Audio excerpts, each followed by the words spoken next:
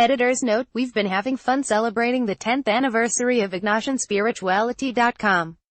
The fun continues throughout July with our 10th annual 31 Days with St. Ignatius celebration. Bookmark the calendar here.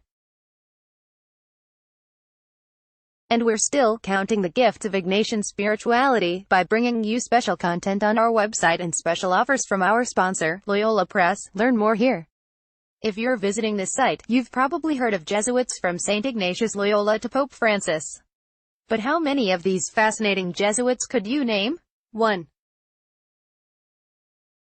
A Hollywood Jesuit. Daniel Lord, S.J., was a mass media star long before Twitter and YouTube.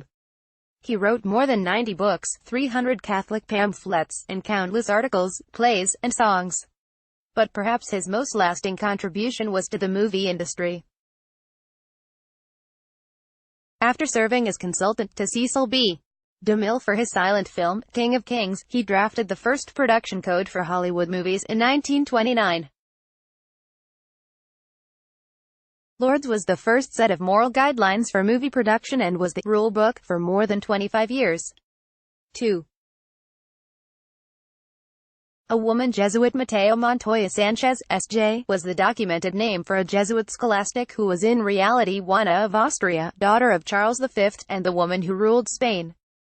Years previously, at the Pope's command, Ignatius had allowed 3 women to become Jesuits, Isabel Roser and 2 of her maidservants. But this proved disastrous, and they were ultimately thrown out of the Jesuits. Juana of Austria, on the other hand, secretly lived out the rest of her short life. She died at 38, as a bona fide Jesuit, the only woman in history to do so. 3. A famous Jesuit painter. Brother Giuseppe Castiglione, S.J., was an Italian missionary who served as the court artist for 3 Chinese emperors of the 18th century. He was among the first to paint in a way that blended European and Chinese styles, creating an entirely new school of painting. The Met Museum called him a master of vividly naturalistic draftsmanship. His exquisite 100 Horses is over 8 yards long.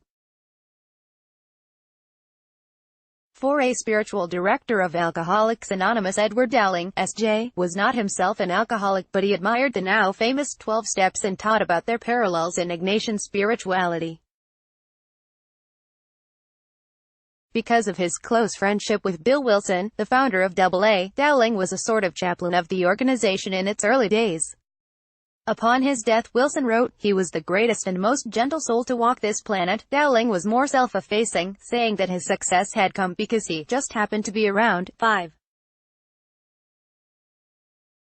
A missionary Baroque composer. Domenico Zippoli, S.J., entered the novitiate in 1716 and was immediately sent to the Jesuit missions of the Reductions in Paraguay. Though he completed his priestly studies, there was no bishop to ordain him and, sadly, he died before ever becoming a priest. As a brilliant Baroque composer, he wrote operas, masses, and oratorios, which were taught to and performed by the Guarani Indians. His story is one of the inspirations for the Academy Award-winning movie, The Mission. 6. The ultimate Renaissance Jesuit. Athanasius Kircher, S.J., pictured, was known as the master of 100 arts. He was a German scholar in Rome who explored a staggeringly diverse range of academic fields. On the one hand, he enjoyed tremendous success. He was arguably the founder of Egyptology.